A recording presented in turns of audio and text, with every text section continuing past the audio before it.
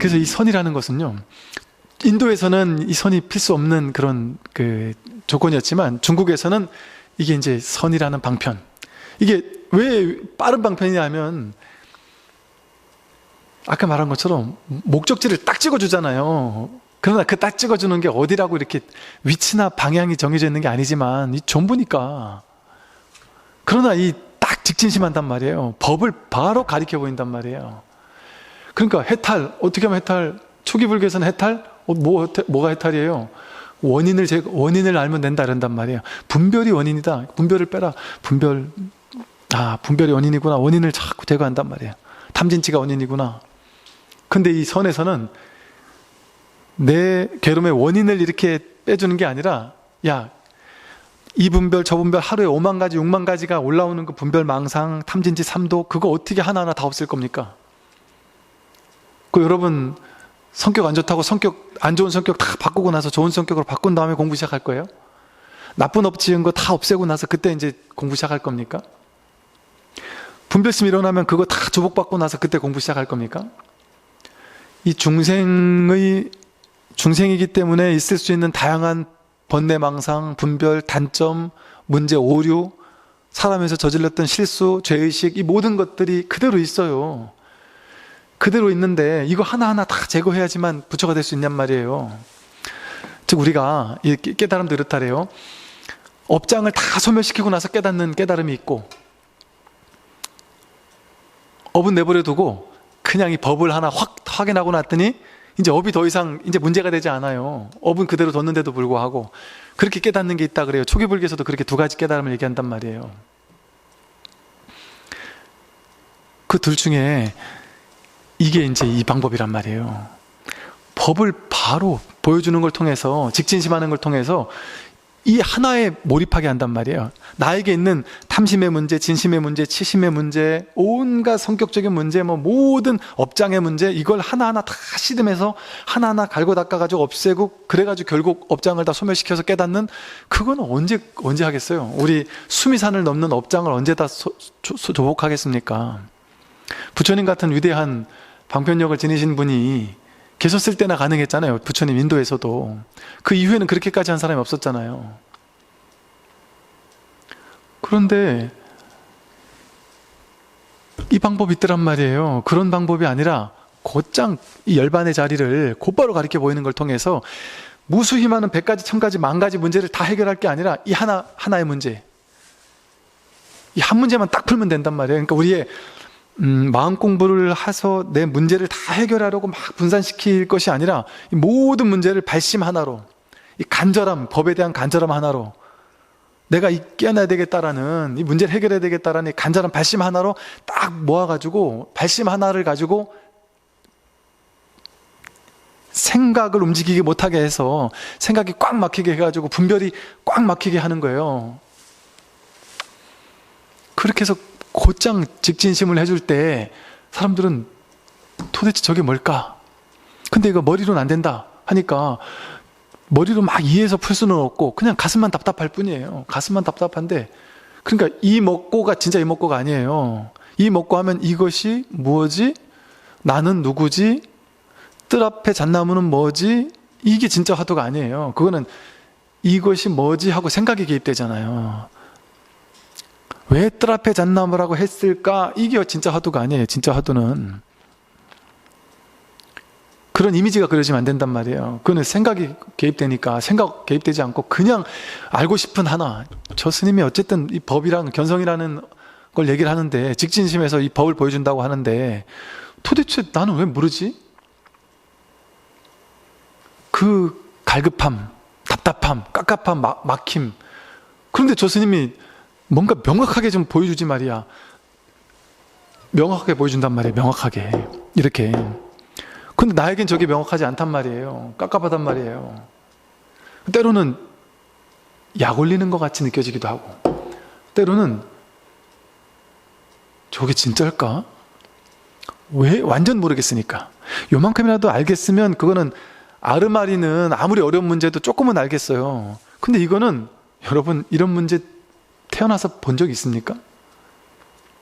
이런 문제, 제가 지금 문제를 풀으라고 여러분에게 직진심에서 보여주는 거잖아요, 선이. 근데 여러분, 이런 문제를 태어나서 한 번이라도 본 적 있냔 말이에요. 난생 처음 보는 문제를 지금 여러분은 접한 거예요.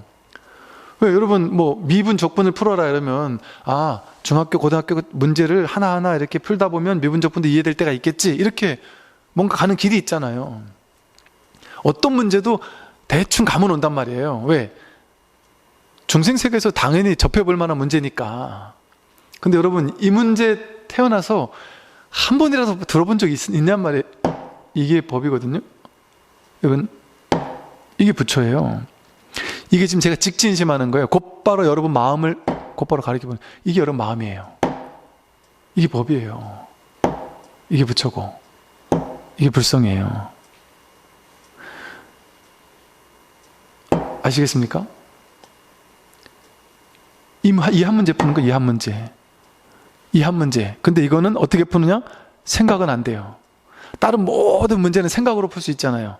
이거는 생각을 하면 무조건 틀렸어요.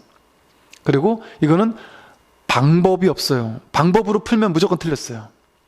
그래서 길 없는 길이라 그래요. 중도는 길 없는 길. 어떤 방법을 써서도 이걸 확인 못해요. 그런데 이거예요. 방법을 쓰려고 하면 안 됩니다. 머리를 굴려서도 안 돼요. 경전의 전거를 가져와가지고 이해하려고 해도 안 돼요. 이해 안 돼요. 이거 이해되는 거 아니에요. 그냥 하나로 개합하는 거지 이해되는 거 아니에요. 이거 아시겠습니까? 아시겠어요? 이런 문제 본 적 있습니까?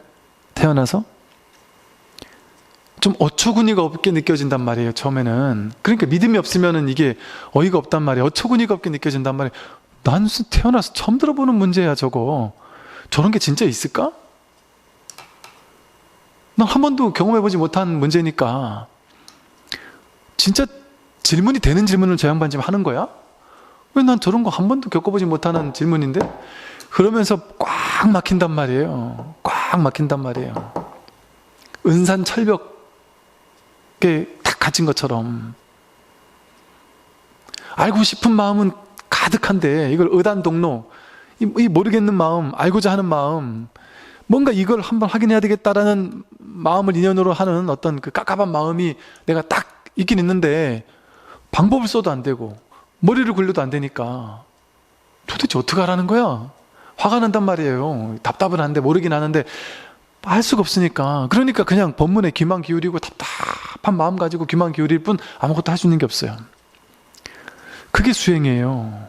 그게 화두고 그게 중도 수행이에요. 이 한 문제를 풀면 일체 모든 문제가 해결된단 말이에요. 모든 괴로움의 문제가 해결된단 말이에요.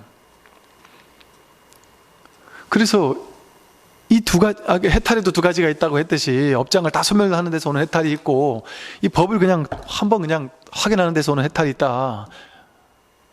이 후자가 바로 선의 방식이란 말이에요. 그러니까 부처님이 두 가지 방법을 얘기를 했단 말이에요. 근데 인도적인 분위기에서는 이거를 법이니 본래 면목이니 자성이니 주인공이니 이런 얘기를 인도적인 분위기는 할 수 없었지만 중국에서는 가능하단 말이에요. 특히나 중국에서는 부처님의 법이 중국에 딱 도달하기 직전에 이 법을 조금 더 쉽게 습득할 수 있을 만한 문화적인 토대가 마련돼 있었어요. 고맙게도. 노자와 장자와 같은 이 법을 언뜻 본 이런 성자들이 토대를 닦아놨단 말이에요. 그러나 여기도 나와요. 인나 스님이 이 해가가 달마의 제자인 해가, 2조 해가잖아요. 해가가 육조를 찾아오기 직전에 중국에서 유명하다라는 도를 다 공부해 봤던 사람이에요. 중국에서 뭐 유학이며 또는 공자며 뭐 다 공부해 봤단 말이에요. 노자며 다 공부해 봤던 사람이에요. 근데 이 해가가 달마 스님한테 와서 달마 스님 찾아간 이유가 뭔지 아세요? 딱 이래요. 해가가 뭐라 했냐면 신광, 해가가 출가하기 전에 신광이었어요. 근데 신광이라는 이 스님은 출가 이전에 이치에 통달한 선비였어요. 그 스님은 오랫동안 그 여러 가지 서적을 많이 읽어서 현묘한 이치를 막힘없이 이야기할 수 있었고, 그럼에도 그는 늘 이렇게 탄식했다. 신광은 공자와 노자의 가르침에는 예절과 규범들 뿐이고 또 장자나 주역 이런 거에는 미묘한 이치가 있는 듯 하지만 완전하게 설명되지는 않는다. 그러나 요사이 달마라고 하는 큰 스님이 소림사에서 지내고 있다는 것을 들었는데 지극한 이치에 밝은 이런 달마라는 스님이, 큰 스님이 계셔서 깊은 경지로 나아가게 한다고 한다.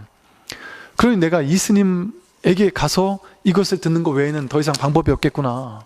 그러니까 신광과도 같이 공자, 노자, 장자, 주역 공부 다 해본 사람들이 노자, 장자라는 걸 통해 뭔가 이렇게 이 불교를 받아들일 수 있을 만큼 이제 열린 마음, 이제 이치에 대한 어느 정도의 좀 열린 마음은 있었지만 여기도 뭔가 미진함이 분명히 있구나라는 뭔가 갈급함, 아쉬움을 느꼈단 말이죠. 그런 사람들이 이 부처님 가르침을 공부하게 됐단 말이에요. 그러니까 이 중국적 토양이 선이 꼽힐 수 있는, 이 깨달음이 이제 탁 만개할 수 있는 그런 조건들이 좀 갖추고 있었던 때였단 말이에요. 그리고 중국에서는 뭐 무슨 아트만인 이런 사상 자체가 아예 없었으니까. 그러니까 이 중국에서는 인도 불교에서 좀 제껴놨던 중간사상, 유식사상, 열애장 사상 중에 제일 꼽히지 못했던 게 열애장 사상이었거든요, 인도에서는. 그런데 그 열애장 사상이 중국에서는 이제 활짝 꼽힌 거예요. 그래가지고 그 용어를 중국에서는 본래 면목이니 성품이니 주인공이니 이런 언어로 바꿔가지고 이 본래 면목을 곧바로 가르친단 말이에요. 직지인심, 견성성불. 교회 별전, 경전이나 가르침으로 내려오는 게 아니라 별도로 마음으로 전했다. 이심전심으로, 마음에서 마음으로 곧장의 법을 전했다. 그게 부처님의 시민을 정한 것이다. 그 시민을 깨닫는 게 그게 부처님의 진짜 뜻이다. 근데 지금까지의 인도적인 방편을 가지고 한 1000년 넘게 인도에서 시도를 해봤잖아요. 이제 인도에서 1000년 넘게 했는데 답이 안 나왔단 말이에요. 거기 깨달은 사람이 안 나왔단 말이에요. 부처님 시대 이전에, 이후에 인도에서 그 훌륭한 대승불교 경전이 있었음에도 불구하고 그걸 보고 깨달은 사람은 없었단 말이에요. 그러니까 이 방법으로는 안 되는구나. 안 되는 거는 빨리 포기해야죠. 아무리 좋아도. 안 되는 거 계속 붙들고 늘어지면 되겠습니까? 법을 포기할 수는 없지만 법을 가리키는 손가락은 산에 정상에 가는 건 포기할 수 없지만 이 길을 도저히 못 가겠으면 이거 빨리 포기하고 딴 길을 가야죠. 교수법은 달라질 수 있단 말이에요. 근데 다행히도 이게 북전으로, 중국으로 전래되면서 그 토양이 만들어졌고, 이게 참 놀랍지 않나요? 이게 이 세상 자체가 그렇게 준비시켜 놓은 게 아닐까요? 노자와 장자를 준비시켜 놓은 게 아닐까요? 중국이라는 곳에서. 그러니까 그런 어떤 토대에서 이제 선이 꼽힐 수 있었던 거예요. 달마부터 시작해가지고. 그래서 이 선이 중국에서 활짝 꼽히면서 선의 황금기라고 불리는 시대에는 무수히 많은 제자들이 마조 밑에서 뭐 139명의 제자가 견성을 했다고 그러잖아요. 견성하고 보임을 하는 이런 놀라운, 어찌 보면 이제 분별을 해보자면 가섭이나 사립을 목건년 못지않은 진짜 거의 부처님 모르겠지만 하여간 근처까지 갈 만한 그런 도인들이 출연하던 그런 어떤 선의 황금기를 맞을 수 있었단 말이에요. 이렇게 선이 중국에서 이제 꽃피기 시작할 수 있었단 말이에요. 막 나무를 키우고 열매를 맺기 시작할 수 있었단 말이에요. 그러나 그게 당나라 때 송대 초기까지만 하고 나서는 이게 또 꺾였단 말이에요. 그리고 이게 이제 가나선이라는 것으로 약간 변모되면서 초기 가나선은 아주 기가 막힌 이 조사선을 조금 구조화시킨 거지만, 그러니까 마치 가나선이 뭐냐 하면요, 지금 이 법이 달마스님부터 시작해서 6조부터 이제 꼽힌 이 선을 조사선이라고 굳이 이름을 붙인다면, 열애선 조사선 아니면 선불교 뭐라고 해도 좋아요. 근데 가나선은 이거를 좀 구조화시킨 거예요. 형식화시킨 거예요. 수행 방법화시킨 거예요. 쉽게 말해, 여러분 윗바사나라는 수행을 하버드 대학교 교수인 존 카바찌네라는 박사가 그냥 윗바사나를 그대로 가져와 가지고 MBSR이라고 이름만 바꿨어요. 이름만 바꿔가지고 스트레스를 이렇게 해결하는 마음 챙김 방법이래 가지고 MBSR을 만들어서 지금 뭐 심리학이 전부 다 그쪽으로 가고 있잖아요. 세계적으로 지금 이 명상, MBSR 뭐 이런 게 막 유행한단 말이에요.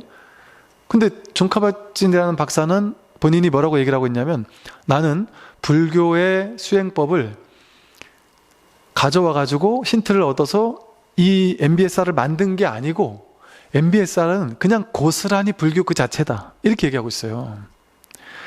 변형시키지 않았다, 그냥 불교다, 이렇게 얘기하고 있단 말이에요. 제가 이제 MBSR, 우리나라의 그 존 카bat-진이라는 MBSR 그 창시했던 하버드 교수, 그분한테 전 세계적으로 뭐랄까, 이걸 가르칠 수 있는 이제 자격, 이걸 취득한 사람이 그 당시, 지금은 모르겠어요. 그 당시 한 70명 됐대요. 근데 그 중에 우리나라에도 한 명 있단 말이에요. 그 교수님한테 제가 군에 있을 때 군 예산 들여가지고 거기 우리 전국에 있는 군에 있는 스님들 뽑아가지고 교육도 보내주고 그래서 제가 그 4박 5일 교육을 뭐 몇 회기를 갔다 왔어요. 자격증도 받고 다 해봤어요. 좋은 기회였죠. 해봐서 다 알아요. MBSR 이런 게 뭔지를. 그 MBSR이 그대로 불교 윗바사나의 제가 언뜻 보자면 윗바사나 수행체에서 수행하는 거에 어떤 초기 과정 정도? 예. 아주 쉬운 초기 과정 정도를 구조화시킨 거예요. 그래가지고 이렇게 서양에서 막 선풍적인 명상 비법으로 마음 산업이라는 이름까지 막 써가면서 좀 안 좋게 말하면 막 돈벌이를 하고 있단 말이에요. 선풍적인. 그리고 요즘에 명상이 돈이 된다는 얘기를 듣고 막 무수히 많은 사람들이 명상에 뛰어든다니까요. 지금 엄청 많다니까요. 왜? 그만큼 요구가 많은 거죠, 사람들의.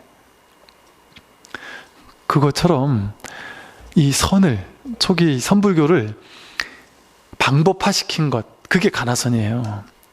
그러니까 그게 다르지 않은 거죠. 그런데 이제 문제는 뭐냐면, 초기 가나선은 아주 좋단 말이에요. 근데 이후로 오면서, 나중에 가나선이 오면서 가나선이 조금 변질된달까? 내지는 조금 이렇게 변화되기 시작해요. 자꾸 아르마리로. 이게 전부거든요. 뜰 앞에 잣나무가 아니라 여기서 끝이에요. 사실은 이게 뜻이 들어갈 수가 없어요. 이 먹고가 아니라 이예요. 그냥 여기서 꽉 막혀야 돼요. 화두가 확 잡혀야 돼요. 그런데 왜 무라고 했을까?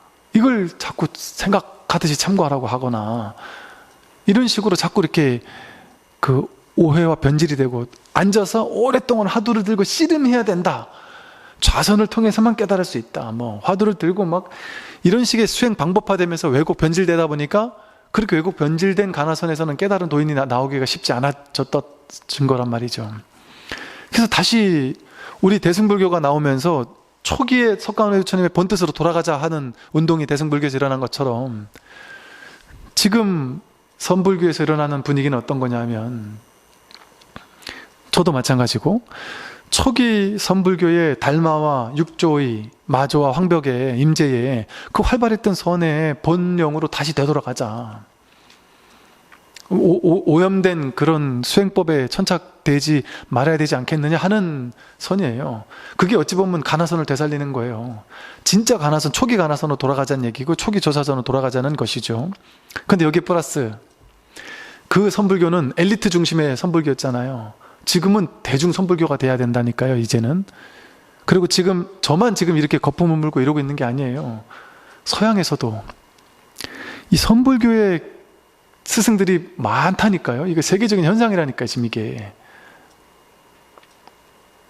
지금 여러분 보기에는 지금 세계적으로 명상의 붐이 일어난 것 같잖아요. 맞아요. 지금 명상의 붐이 일어나서 세계적으로 명상이 엄청난 선풍적인 변화를 가져오고 있어요. 근데 그게 이 선에 마치 노자와 장자가 있어가지고 토대가 되었기 때문에 선이 왔을 때 딱 꼽힐 수 있었던 계기를 마련해 준 것처럼, 지금 이 윗바사나나 명상이 세계적으로 이렇게 쫙 펼쳐졌기 때문에, 불교의 저변 학대가 됐기 때문에, 이제 이 선을, 이제는 도저히 내가 말로 할 수 없는 불린문자다 보니까 말로 할 수 없는 무분별지를 설하는 것을 어떻게 우리가 가다할 수 있겠어요. 이 어렵게 느껴질 법한 이 선이 이 명상이 보편화되는 걸 통해서 선이 이제 꼽힐 수 있는 토대가 어느 정도 이렇게 좀 만들어지고 있는 것 같아요. 지금의 시대를 보면. 그러니까 제가 느끼긴 그래요. 지금의 이 명상의 시대가 웰빙의 시대, 무슨 웰다잉의 시대, 이런 어떤 명상, 뭐 요가니 뭐 이런 것들의 붐 흐름이 결국에는 지금 인류 역사가 발견해낸 최고의 깨달음의 전통인 이 선을 본격적으로 촉발시킬 수 있는 저변을 마련해주고 있는 게 아닌가 하는 생각이 들어요. 나중에 달마가 예언했듯이 진짜 10,000,000명 이상이나 되는 사람들이 깨어나서 깨달음의 시대를 살 수 있는, 제가 뭐 이래저래 건너 듣는 걸 보면 지금 예를 들어 어느 시골 마을에 그 마을 전체에 한 10명 정도가 산대요. 그 중에 4명이 깨달아서 보임을 하면서 농사 짓고 산다. 또 뭐 어느 학교에서는 몇 명의 선생님이 뭐 이 자리를 확인했다든지, 어느 병원에 있는 의사 선생님들 중에는 어느 의사 선생님, 어느 한의사 뭐 이런 분들이 또 나름 이 자리를 확인했다든지, 저한테도 연락 종종 오는 분들 중에도 그래요. 어느 연구원에 있는 어떤 그 뭐 뇌과학 하는 분이, 또 어느 양자물리학 하는 연구원이 이 자리를 확인하고 나니까 이게 환히 알겠다 이제. 그러고서 곳곳에서 지금 우리 이 공부인들이 이 공부를 함께 하고 있다니까요. 그러니까 이게 공명이라는 것이, 깨달음의 공명이라는 것이 우리를 직간접적으로 도움 주고 있어요. 그러니까 너도 나도 깨닫기가 너무나도 쉬워진 시대에 접어들고 있는 것이죠. 이래서 제가 이 선불교를 이렇게 거품을 물고 얘기를 하는 거지. 근데 이제 사람들은 단편적으로 선불교? 그거는 인도에서는 없었던 거잖아. 중국에서 나온 거 아니야? 그거 불교 맞아? 뭐 이렇게 오해하는 사람들이 있을 수 있단 말이죠. 이런 어떤 배경, 시대적인 어떤 이런 것들을 미처 이해를 잘 못하다 보니까. 그래서 제가 지금 단언컨대 이 깨달음을요, 이 말로 할 수 없는 불립문자의 이 법 아닌 법, 길 없는 길, 이것을 이 선처럼 이렇게 곧바로 드러내 보여줄 수 있는 이런 방법 아닌 방법, 유일무이하죠. 왜? 다른 건 다 방법을 얘기하니까. 모든 명상단체, 모든 뭐 불교단체 다 방법 얘기하잖아요. 이건 방법이 아닌 방법이라니까, 이거는. 여러분 뭐 합니까? 여러분 지금 마음 공부하러 여기 선불교 공부하러 오셔서 뭐 합니까? 그냥 법문 들을 뿐이지. 산책하면서 법문 듣고, 차 타면서 법문 듣고, 그건 늘 법문 듣고 그냥 뭔가 가슴으로 공부할 뿐이지, 마음으로 공부할 뿐이지, 마음 공부할 뿐이지. 여러분들이 뭐 하냐고 말이에요. 삼천배를 합니까? 뭐 절을 합니까? 연부를 합니까? 무릎 꿇고 앉아가지고 5시간을 정들이를 합니까? 장자불을 합니까? 그걸 하라고 시킵니까? 아무것도 안 시킨단 말이에요. 방법이 있냔 말이에요. 방법 아닌 방법을 하고 있단 말이죠. 이게 모든 마음 공부의, 모든 영성의 핵이라니까, 핵. 중도라는, 이게 바로 반야바라밀이고, 이게 중도고, 이게 바로 안욕따라 삼맥삼벌이에요. 이게 마하무드라고. 그래서 참 정말 이 공부가 그렇게 참 놀라운 이제 그런 공부예요. 그래서 이제 아마 다음 주쯤부터는 달마 혈맥론과 달마에 대해서 이제 좀 더 공부를 할 텐데, 이 달마 혈맥론은요,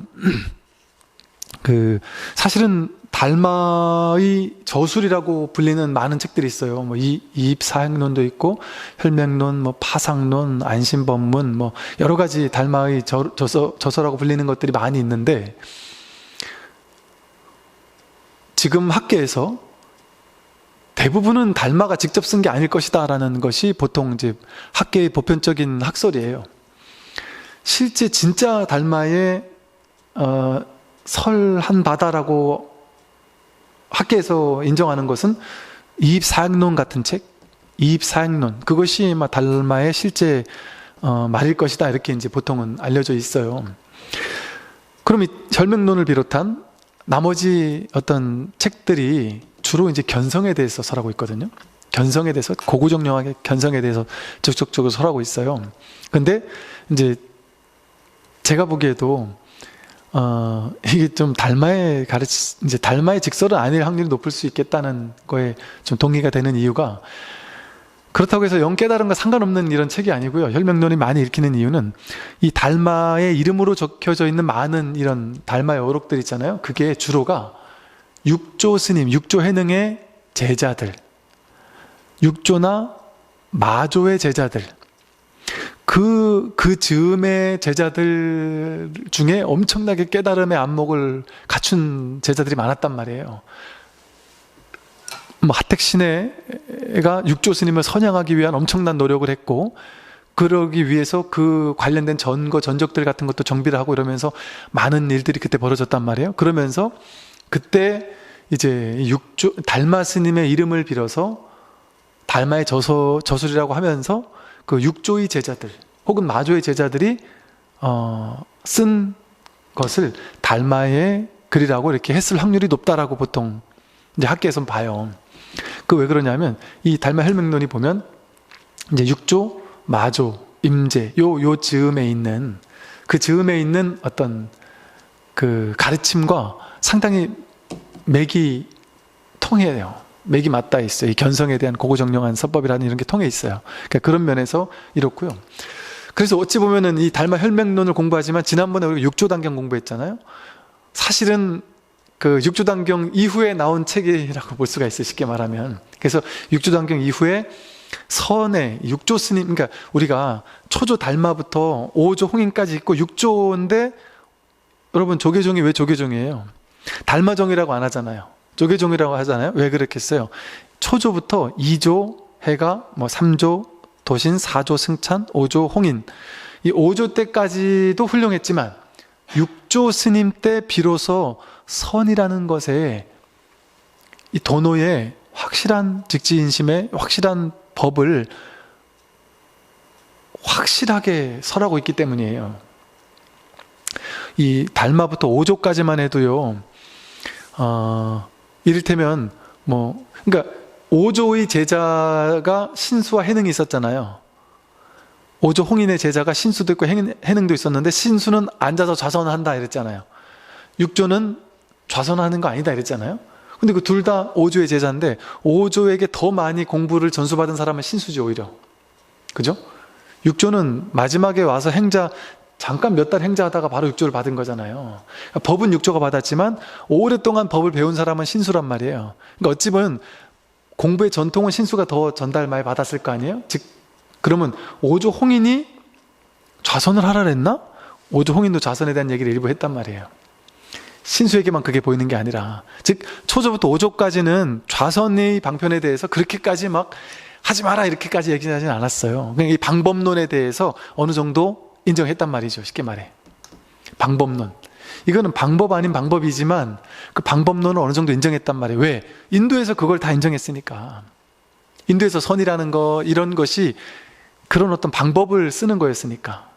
그러니까 그 당시 불교가 전파되면서도 무슨 정토니 이런 것들이 전파됐을 때 다 방법론이었어요. 연부를 통해 극락왕생한다.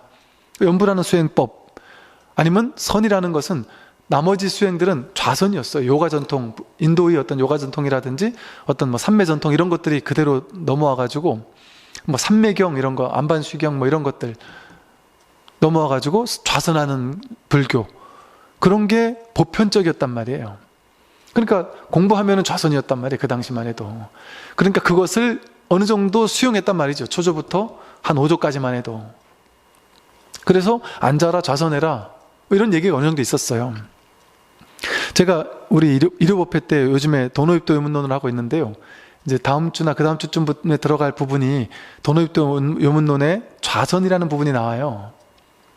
근데 제가 이 도노입도 요문론을 강의하지 말아야 되겠다라고 사실은 처음에 생각했다가, 그래도 이것도 도움이 되겠다 싶어서 그냥 하기로 마음을 먹긴 했지만, 하지 말아야 되겠다라고 생각했던 부분 중에 한 분이고, 그 좌선이라는 부분이 조금 마음에 안 들어서 그랬던 거예요. 거기서 앉아서 성품을 본다. 앉아서 좌선을 통해 선품을 본다, 뭐 이런 식의 얘기가 나와요. 그게 뭐냐 하면 이 대주해의 도노입도 요문론도 마찬가지예요. 대주해해라는 마조의 제자거든요. 대주해해가 직접 썼다라고는 하는데 이 대주해해가 마조의 법맥을 이었다기보다는 하택신해의 법맥을 이으면서 하택신해와 그 마조의 그 분위기에서 그 즈음에서 달마 혈맹론도 나오고 달마의 어록도 나왔을 거라고 본다 그랬잖아요. 그것을 제작했을 거라고 예상되는 그 그룹, 그쪽에서 대주해해가 영향을 받았을 거라고 보통 봐요. 그러니까 대주해의 단호입도 요문론과 달마 혈맹론이라든지 이런 것들이 어느 정도 영향을 주고받았을 거라고 본단 말이죠. 학계에서도. 그런 측면에서 한 5조 이전까지는 거기도 이제 선에 앉아 좌선한다는 얘기가 어느 정도 나오듯이, 근데 이제 나중에 6조와 6조 이후가 되면 앉는 게 공부 아니다. 그러다 이제 6조의 제자 남전인가요? 그때 되면 누구예요? 마주의 스승이 마주한테 거울을 갈면서 거울 갈아서 부처가 기왓장을 갈아서 거울 되지 않는 것처럼 앉는다고 부처되냐, 앉아서 부처되는 거 아니다, 이렇게 딱 내치고 있잖아요. 그런 어떤 수행하는 거 아니다라고 딱 내치는 그 공부가 6조부터 시작이란 말이에요. 6조, 마조 요때부터 시작이란 말이죠. 그러다 보니까 이 6조의 전통이 남종선이라고 해서 6조 때부터가 어떤 본격적인 선이라고 이렇게 보는 거예요. 그러니까 6조가 살았던 동네가 조계란 말이에요. 그러니까 이게 조계라는 말을 지금까지 쓰는 거죠. 그러니까 그 앞에 있는 5조 홍인까지는 뭐랄까, 이 선의 어떤 토대 정도? 토양을 이렇게 딱 견고할 수 있었던 그런 정도라고 봐요. 보통은. 그래서 이제 그 앞에까지만 해도 좀 좌선하는 것도 어느 정도 인정했고 이런 분위기들도 조금은 있어요. 그래서 이 달마 혈맹론, 우리가 달마 이름으로 공부는 하고는 있지만 이 또한 6조 이후에 어떤 그 선의 전통, 그런 것들을 좀 볼 수 있는 좋은 텍스트가 되기도 한다라는 것이죠. 예, 그런 정도를 좀 알아두고, 그리고 이제 그 달마 혈맹론을 또 공부하기 앞서서 이제 다음 주에는 또 뭘 좀 볼 거냐면, 이 달마가 그럼 누구냐? 이제 어쨌든 선의 첫 시작이 달마부터 시작됐잖아요. 선이라는 것이 달마에부터 시작이 됐어요. 근데 지난 강의랑 이번 강의에서는 이 선이라는 걸 이제 요즘 사람들이 자꾸 헷갈려 하니까, 도대체 선이 뭐냐? 선불교가 뭐냐? 또 심지어는 뭐 초기만을 부처님 가르칩니다 이렇게 보는 사람들은 선은 그 불교 맞냐 이렇게까지 막 보는 사람이 있다 보니까, 그럼 왜 그렇게 좋은 게 인도에는 없었냐 뭐 이렇게 얘기하는 사람도 있고, 이러다 보니까 그런 어떤 맥락을 설명해 드리느라고 이렇게 설명을 드렸고, 이제 다음 시간부터는요, 이제 달마가 어쨌든 선의 초조라고 하잖아요. 그러면 달마는 도대체 누구지? 어디서 갑자기 뜬금없이 나타나가지고 어떤 행적을 해왔고 6조에 이르기 전까지 어떤 일들이 있었을까? 그리고 또 달마까지 뭐랄까, 달마를 인도의 28조라고 부르죠. 그리고 선의 초조라고 부른단 말이에요. 그래서 6조 해능을 초조부터 6조까지 해서 6조라고 하면서 선에서는 33조라고 그러거든요. 근데 이것이 인도에는, 그러니까 쉽게 말해서 선에서 뭐 1조가 가섭이고 2조가 아난이고 뭐 3조가 상나와수 존자고 뭐 해서 7조 8조 이렇게 해가지고 뭐 27조가 바냐다라 존자고 28조가 보리달마 존자다, 이렇게 해서 이게 그 법맥이 내려오는 게 중국에서 이런 서적이 나온단 말이에요. 그리고 그 법을 전해주는 전법 개송 같은 것들도 중국의 자료에서 다 나와요. 6조 단경에 끝난 부분에도 이 얘기가 나왔단 말이에요. 그 6조 단경에 딱 등장을 하기 시작하는 거예요. 인도의 28조와 중국의 6조 단경부터 나와요. 그러면 그게 진짜라면 인도에도 그런 자료가 있어야 될 거 아니에요. 인도에 뭐 3대, 4대, 5대, 7대 조사, 8대 조사, 10대 조사, 11대 조사 뭐 이런 게 있어야 될 거 아니에요. 근데 인도에서 나온 산스크리트 자료에서는 여기서 나오는 28조가 나오지 않는단 말이에요. 전혀 자료가 없단 말이에요, 인도에는. 중국에만 있단 말이에요. 그러니까 이 말은 선이 처음에 이렇게 좋은 가르침에도 불구하고 선이 처음에 딱 등장하던 그 시절에 선이 쉽게 말해 너무 약진하니까, 쉽게 말해 너무 잘 나가니까 교학을 하든 다른 종단에서, 종파라든지 이런 다른 불교권에서 얼마나 시기 질투를 했겠어요. 부처님을 보고 모함하려던 사람들이 엄청 많았거든요. 부처님을 보고 모함해서 죽이려고 자객을 보내기도 하고, 막 여인을 시켜가지고 부처님이 애를 뱄다고 막 하는 모함도 있었고, 별의별 짓이 다 있었잖아요. 달마 스님도 마찬가지거든요. 달마 스님 또 그 밑에 제자 해가 스님도 마찬가지예요. 이분들을 막 모함하던 스님들이 있었어요. 그래서 이분들을 죽이려고 막 했던 스님들이 있었어요. 이렇게 깨달음이라는 건 죽고 죽일 정도로 무서운 거예요. 나에게 깨달음이, 저 사람에게 깨달음이 있다고 하면은 깨달음이 없는 내가 위축되잖아요. 죽일 수도 있단 말이에요. 그 당시는 이게 위험했던 것이죠. 어찌 보면은 그런 어떤 시대였단 말이죠. 그러다 보니까 이 공부에서는 그 당시, 지금 제가 느끼기에는 왜 그렇게 정통성이 뭘 그렇게 중요하나 싶어요. 저는 그래서 사실은 정통성이라는 것이 뭐예요? 상이잖아요. 상, 모양이잖아요. 정통성, 모양이잖아요. 상. 불교는 상을 깨는 종교인데 정통성에 매여 있으면 그게 불교계세라고 하긴 뭐하지만 안 되지 않겠어요? 그 상도 깨야 되잖아요. 근데 불교가 어찌 보면 좀 그 상을 못 깰 수밖에 없었던 것은 불교가 문제라기보다는 그 시대적 상황이 그 상을 깰 수 있을 만한 만큼 열려있는 시대가 아니었던 거예요. 그 당시는. 그러니까 정통성 시비가 중요했던 거예요. 지금의 시대는, 제가 느끼기에 지금의 시대는 그런 상이 깨지는 시대예요. 시대 전체가, 시대 분위기 자체가 깨지는 시대예요. 그러니까 그 어떤 특정한 모양, 상을 가지고 정통성으로 삼지 않는 시대예요. 지금은. 옛날에는 뭐 무조건 이름이 중요했잖아요. 어떤 대학교 교수란 타이틀, 어떤 뭐 이 사람이 정통이냐라는 타이틀이 중요했잖아요. 지금 그런 타이틀이 중요하지 않아요. 우리 불교계에서도 예를 들면 우리 법륜 스님 같은 분들이 조계종이라는 타이틀이 아니란 말이에요. 근데 상당한 영향력을 불교계에서 이렇게 미치는데도 크게 누가 뭐라고 안 그래요. 처음에는 막 승적도 없는 스님이다 이러면서 막 욕하는 사람도 있었지만 지금은 전혀 그런 얘기 안 한단 말이에요. 왜? 그게 법의 본질이거든요. 법에는 그 타이틀이 중요하지 않단 말이에요. 모양이 중요하지 않단 말이에요. 법륜스님 저희 사형이에요. 사형. 제가 법상, 법륜, 저 윤사스님, 불신 도문스님 제자들이고, 그러니까 저도 이제 나와가지고 이렇게 다른 사단 법인 해가지고 이렇게 하니까 그 집안은 왜 그러냐고 막 이러는데, 왜 저도 이제 그런 생각이 들더라고요. 지금은 시대가 특정한 상에 얽매이는 시대가 아니구나. 제가 이러고 나왔다고 해서 누가 저한테 조계종입니까? 이래 물어본 사람이 없더라니까요. 옛날 같았으면 안 그랬을 거예요. 지금 아예 없어요. 그거 가지고 시비 거는 사람이 없어요. 아예. 법륜스님께 감사하죠. 미리 그 길을 가신 거예요. 그런데 제가 이런 말씀 드린 이유가 뭐냐? 지금은 그만큼 열린 시대예요. 제가 아까 대승불교는 제가자들부터 시작됐다 그랬잖아요. 그동안 지난 10년, 20년 전에만 해도요, 제가불자 그룹에서, 지금 우리나라 제가불자 그룹에서 불교의 잘못된 거 이거 깨야 된다라는 주장을 엄청 많은 사람들이 했어요. 근데도 역부족이었어요. 시대가 10년, 20년 전만 해도 안 열려 있었어요. 제가 신도님들 자체가 이거 깨야 된다는 거 알고 있으면서도 그걸 제가자가 하니까 못 믿었던 거예요. 스님들이 해야지 하고 믿지, 제가자가 하면 나랑 니나 똑같은 제가자인데 하고 그걸 못 믿었단 말이에요. 근데 지금 불과 10년, 20년밖에 안 지났지만 이제는 시대가 깨이는 시대라니까요.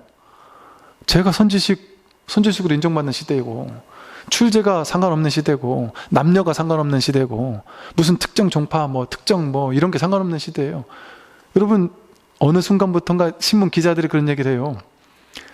기자가 인터뷰를 하잖아요. 옛날에는 이 사람이 정통성이 있어야지 인터뷰를 한단 말이에요. 정통성 있는 사람을 어떻게 보는지 이런 걸. 근데 지금은 그 정통성이 중요한 게 아니라 대중들이 따르는 사람. 그러니까 예를 들면 유튜브 구독자 많은 사람이라든지 그런 시대로 바뀌었다는 거죠. 이게 쉽게 말해서 이제는 학벌 아니면 뭐 이런 게 그렇게 중요한 시대가 아니라는 거죠. 진짜냐 아니냐 이게 중요한 시대라는 거예요. 여러분 10년 전에 스님들이 모여가지고 그 얘기를 했었어요.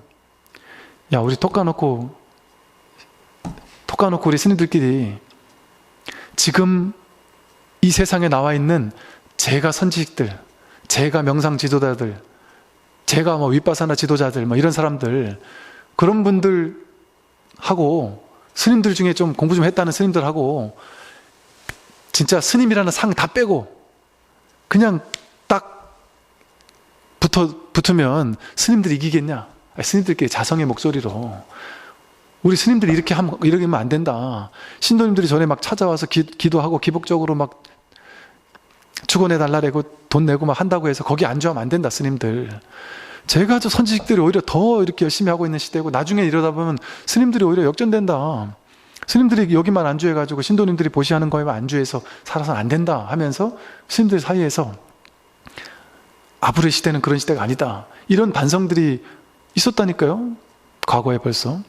근데 설마 했어요. 저도 그때 그 얘기 듣고. 지금 그런 시대가 되고 있다니까요. 이제 그런 모양이 깨지는 시대예요, 지금은. 그래서 이제는 지금 서양이 그래요. 지금 서양에서 제가 아까 말한 뭐 에카르톨레도 그렇고 많은 이 선을 가르치는 선지식들이 있거든요. 그 사람들 한 명도는 아니겠네. 그 사람 중에 상당수는요, 불교라는 타이틀 없어요. 그리고 불교를 가르쳐요. 그럼 말하자면 불교를 가르치는 거죠.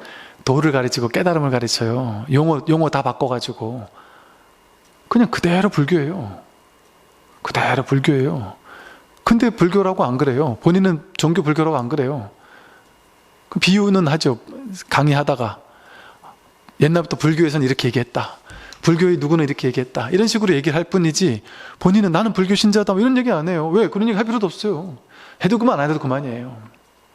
해도 그만 안 해도 그만이에요.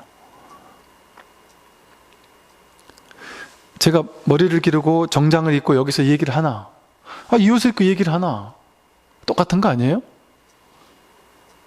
여러분의 의식이라면 똑같지 않잖아요. 근데 일반 대중들은 다르죠. 그게 또 모양에 얽매이고 사니까. 그러니까 저도 어찌 보면 이게 써먹는 거예요, 이 방편을. 왜?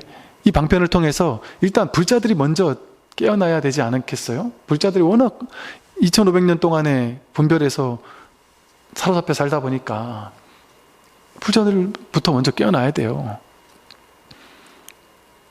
그래서 불교는 불교가 아니다. 그러므로 불교다. 불교는 이름을 불교라고 할 뿐이다. 이런 게 옛날에 제가 어떤 스님이 하시는 명상센터 갔을 때 그 명상센터를 운영하는 그 스님께서 그러시더라고요. 제가 군에 있다 보니까 군 예산으로 많이 다녔어요. 그러고 보면 별의별 요즘 최신의 심리 이런 것 자격증 다 있어요. 어지간한 게. 근데 거기는 이제 기왕 보내줄 거면 나는 그 스님이 하는데 보내주십시오 해가지고 여러 군데를 다녀봤는데 그 스님도 그 얘기를 하시더라고요. 스님은 스님이 아니라 이름이 스님일 뿐이다. 그러므로 스님이다. 그 얘기를 하시면서 그 스님이 뭐라 하시냐면 스님이 나는 스님임네 하는 상이 있으면 그 사람은 스님 아니다. 그게 금강경의 말씀이다. 스님은 스님이지만 스님이라는 상이 없는 사람이면 이름이 스님일 뿐이다라는 생각이 있는 스님이면 그 스님은 진짜 스님이다. 그 스님은 마음이 스님이면 그게 진짜 스님이다. 그러니까 그 말은 다르게 말하면 신도님들도 마찬가지예요. 여러분들도 마찬가지예요. 내가 수행자라는 이 심출가의 마음이 있으면 그게 스님이지 겉모습이 스님이 아니란 말이에요. 그러니까 이 서산대사 같은 분도 미래에 이제 말법 시대가 다 보니까 이 승복 입은 도적들이 횡행한다 이런 얘기를 많이 하셨어요. 그 승복 입은 삿된 도적들이 많다 그랬어요. 그런가 하면 사복 입고 있는 훌륭한 스님들도 많다. 제가 이런 얘기를 굳이 하는 이유가 뭐겠어요? 상이 깨지는 시대라서 여러분들은 상에 매이면 이 공부 못하기 때문에 그런 거예요. 상에 매이면 이 공부 못해요. 그래서 제가 이렇게 아까처럼 선이 이 28조, 33조, 삽삼조 산이 뭐 이런 것들이 이 선의 선불교에서 육조 스님 문화에서 육조 스님의 이 법을 정통성을 확보하기 위해서 이 삽삼조사 개송을 만들어낸 거예요. 쉽게 말해. 만들어냈다라고 하는 것이 상당히 일리가 있는 이야기거든요. 근데 이런 얘기를 하지 말라는 거예요. 이제 어떤 분들은 신도님도 신심 떨어진다고 선불교 열심히 하고 있는데 그 33조사가 부처님이 탁, 부처님부터 해가지고 가섭존자로부터 쫙 이렇게 법맥이 이어와가지고 달마로 해능으로 이어왔기 때문에 이건 부처님의 원류다. 이 정통성, 이런 얘기를 탁 만들었는데 그 얘기는 하지 말고 이게 진짜다라고 얘기를 해야지 된다는 거죠. 근데 제가 있는 그대로 다 얘기하는 이유는 뭐겠습니까? 이제는 그런 시대 아니다. 그런 거 가지고 이게 정통성을 삼을 만큼 그렇게 그럴 필요가 없단 말이에요. 그래서 실제로 육조 스님도, 달마 스님도 그랬어요. 나중에 나오지만 달마 스님 뭐라 하셨냐면, 달마 스님 이제 그 전법 개송에 달마 스님이 그래요. 내가 이 땅에 온 까닭은 법을 전해 헤매는 중생을 구제하려는 것이다. 한 송이 꽃에 5잎이 피니 열매는 저절로 맺으리라. 이제 이런 얘기가 이제 어떤 얘기를 의미하냐면, 초조에서부터 5조까지 가고 6조부터는 이제 꽃이 피기 시작한다. 내지는 이제 6조 이후에 뭐 5가 7종이라고 하는 선에 아주 번성하는 어떤 시대가 열린다. 뭐 이런 식의 해석을 하고 있는데, 즉 6조 단경에도 나오죠. 이제 더 이상 초조, 2조, 3조, 4조 이런 정통성, 그래서 법과 바루를 물려주는 이런 거 하지 마라. 이제는 그거 하지 않아도 이제는 누구나 법이 있는 자가 조사고 법이 있는 자가 부처인데 법과 가사와 바루를 전해줘야만 법이냐. 그 상을 이제는 깨도 되는 때다. 처음에는 그 방편이 필요했지만 이제는 필요하지 않다. 그래가지고 6조 스님부터 7조를 없애버린 거예요. 그래서 이제는 조사를 없애버린 거예요. 그러니까 이제 6조 문화에서 무수히 많은 선의 종장들이 나타나서 곳곳에서 선의 황금기를 이끌었잖아요. 그런데도 불구하고 아직까지도 그 선의 어떤 그 법맥을 따지면서 굳이 그럴 필요는 없다는 거죠. 뭐 무조건 막 거기 또 혈안하면서 막 그건 절대 아니야 하고 막 욕할 것도 없지만 굳이 그걸 또 굳이 따질 필요도 없단 말이죠. 저희 은사스님도 석가열의 부촉법 제70세, 석가열의 계대법 제77세 이래가지고 이 33조사 개송 쫙 법맥 개송이 있는데 거기서부터 77세까지 저희 은사스니까 77세까지 내려오는 법맥과 계보 책을 쓰신 걸 가지고 계세요. 저도 처음 출가했을 때 그거 계속 공부하고 이랬. 저도 거기 편승하면 속편하죠. 아, 나도 71세다 이러면서. 그 무슨 의미가 있냔 말이에요. 그 사양이 형상이 깨뜨리는 시대에, 모든 것이 사라지는 시대에 내가 바로 부처인데, 내가 바로 일조인데, 초조인데, 내가 바로 달마고 내가 해능인데, 그 모든 것을 깨뜨릴 수 있는, 모든 것으로부터 자유로울 수 있는 그 정신, 삿된 것을 깨뜨릴 수 있는 이 정신, 그게 선의 정신이거든요. 그게 없는 사람은 이 공부 못해요. 그러니까 그 정신이 선인데 굳이 타협해서 그런 정통성 뭐 이런 걸 굳이 따질 필요가 있느냐 말이죠. 그래서 그렇게 모든 것으로부터의 자유, 이게 이제 공부의 시작입니다. 그 모든 형식과 전통과 이런 모든 것들로부터의 자유. 그러나 물론 또 제가 모든 걸 다 깨뜨려야지만 그게 좋다 이렇게 얘기하진 않아요. 전통은 전통대로 아름다운 거예요. 모든 기도, 신행, 이거 다 그 나름대로 아름다운 거예요. 그러나 우리는 이제 법을 한번 확인해 보겠다 하고 선을 한번 공부해 보겠다고 하는 사람들이니까 그 안목에서는 이 바른 안목은 갖춰야 된다 하는 의미에서 이렇게 좀 장황하게 말씀을 이렇게 좀 드렸습니다. 이제 다음 시간에 제가 이제 그 28조 내려오는 그 몇몇 인연들 정도만 좀 이렇게 알아보고 달마가 어떤 분인지에 대해서도 조금 더 알아보면서 공부를 조금 더 하도록 그렇게 하겠습니다.